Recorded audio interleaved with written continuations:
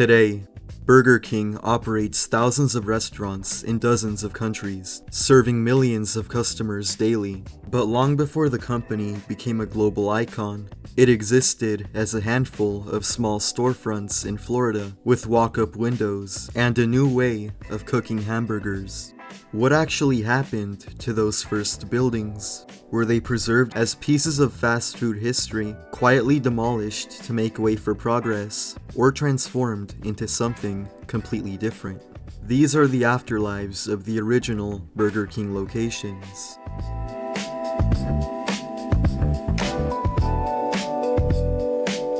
On July 23, 1953, Keith Kramer and Matthew Burns opened a fast food restaurant called Insta Burger King in Jacksonville, Florida. It was a small operation that served hamburgers, fries, and milkshakes, simple items of the emerging fast food trends of that era. The restaurant's concept was inspired by the success of McDonald's, which had begun drawing national attention for its speed-focused service model. The defining feature of the Jacksonville restaurant was a specialized cooking device known as the Instabroiler. This machine allowed burgers to be cooked quickly and evenly, giving the restaurant both its name and its operational identity. Customers were intrigued by the speed and consistency, and the restaurant proved successful enough that Kramer and Burns began looking to open additional locations. Eventually, the word Insta was dropped from the restaurant signage and became known simply as Burger King. Throughout the 1950s and 1960s, the Jacksonville location continued operating. However, by the early 1970s, the restaurant was permanently closed. The building itself did not disappear. Over the decades, it housed a series of different tenants. Its longest-running occupant was Stan's Sandwich Shop, which operated there for many years. During this time, the structure was modified. An extension was added at some point before the 2000s, and an interior dining space was incorporated. Stan's Sandwich Shop closed around 2020, marking the end of another chapter in the building's history. Today, the structure is occupied by a grocery store. Though its appearance has changed, and little visual evidence remains of its origins, the building still stands on the same ground where the first Insta Burger King once served its flame-broiled hamburgers. It survives not as a preserved landmark, but as a working part of the community, its fast food beginnings largely hidden beneath the renovations and new signage.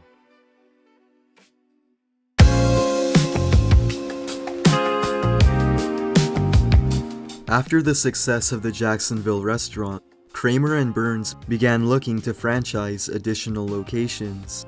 At the same time, two ambitious entrepreneurs, James McLemore and David Edgerton, were searching for the right opportunity. Both believed in the potential of a carefully managed restaurant business. McLemore had visited the original hamburger stand operated by Dick and Mac McDonald in San Bernardino, California. Inspired by their assembly line production system and emphasis on speed and consistency, he saw the future of dining in this efficient model.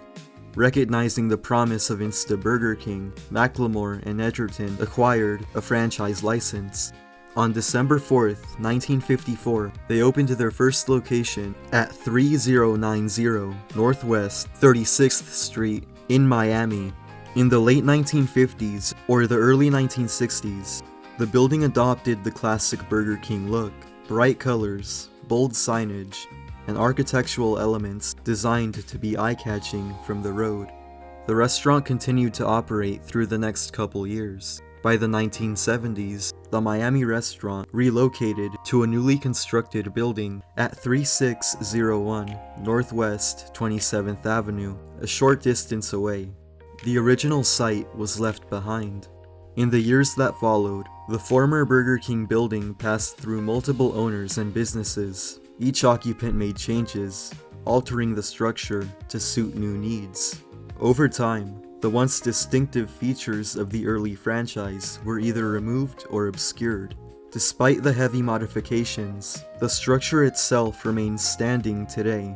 It is currently occupied by Clad Motors, an auto-related business.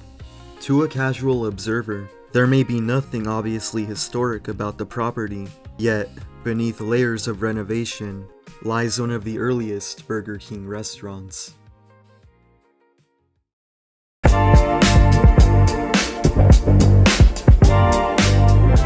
The West Miami Burger King opened in 1955 as McLemore and Edgerton's second restaurant.